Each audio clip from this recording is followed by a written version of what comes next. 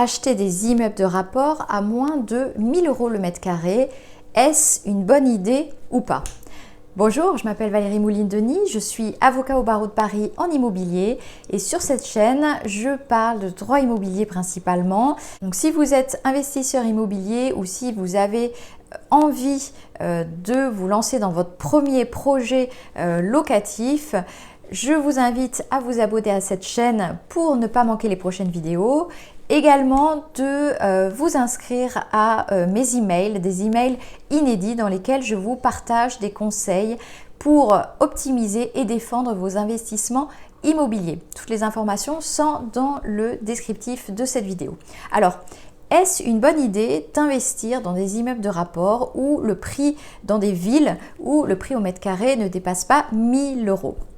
Parce que on le sait, c'est mathématique, si on ne paye pas cher le prix au mètre carré, on obtiendra plus facilement des rentabilités à 2 chiffres. Et comme on souhaite faire des investissements locatifs rentables, on est attiré par cette rentabilité aussi élevée. Et on entend dire parfois que si on n'obtient pas de rentabilité à 2 chiffres, c'est un investissement nul et on ne va pas pouvoir enchaîner plusieurs investissements, être rentable, dégager du cash flow et tout ce que vous pouvez parfois entendre. Sauf que ce type de discours, ça masque certaines réalités.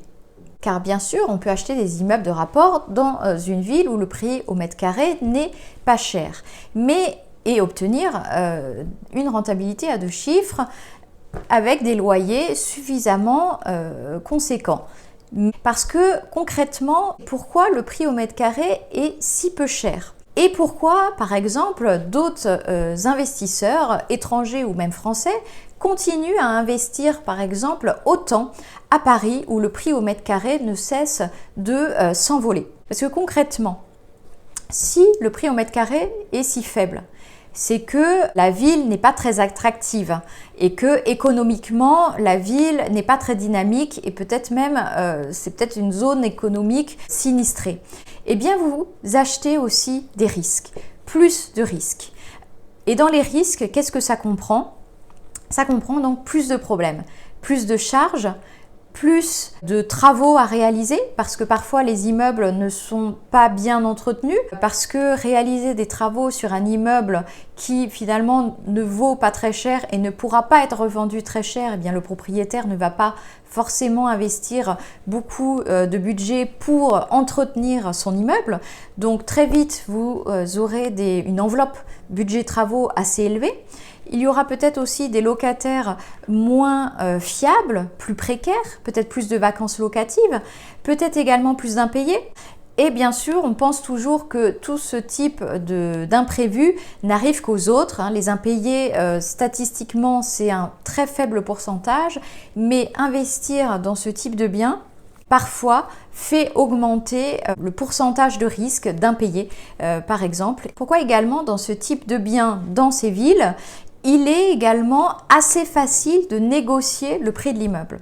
Alors qu'à Paris, vouloir négocier, c'est plus compliqué. Est-ce une bonne idée d'investir dans des immeubles de rapport dans des villes où le prix au mètre carré est assez faible? Il n'y a pas de bonne ou mauvaise réponse, il n'y a pas de bonne idée ou de mauvaise idée. C'est juste que la rentabilité à 2 chiffres que vous avez sur le papier, elle ne sera pas forcément réelle. Donc quand vous faites ce type d'investissement, il va falloir prendre en compte tous les risques que vous achetez également. Partagez cette vidéo à d'autres investisseurs que ça pourra intéresser. En cas de besoin particulier, vous savez comment me contacter. Et moi, je vous dis à très vite.